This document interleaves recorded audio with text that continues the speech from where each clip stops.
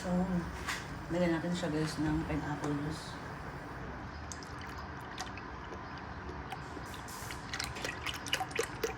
Pineapple juice.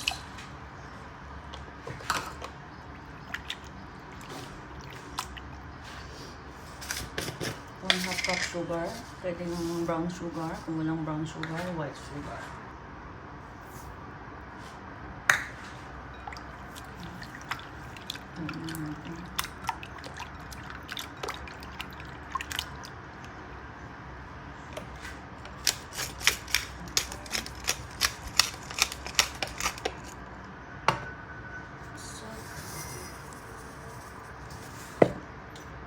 Tablespoon of oyster.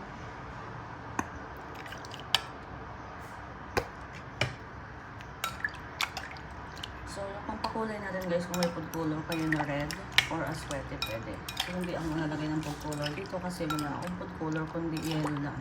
So, ito lang yung ating lalagay. So, and then, i-rep lang natin to guys ng overnight. Yan. Haluin lang natin ng ayos.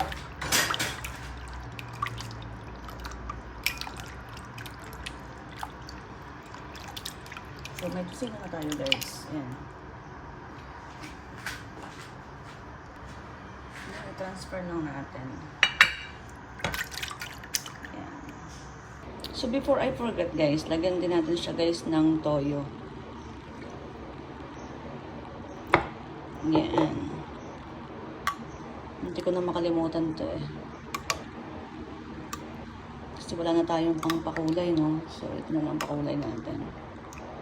Pwede rin siguro itong lagyan ng ketchup, kaya lang ayoko maglagay, guys. Kasi, ito yung first time na gumawa ko ng tocino.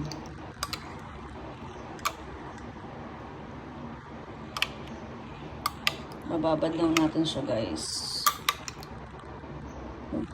Isang gabi, ayan. Nagtusino na tayo. Yan.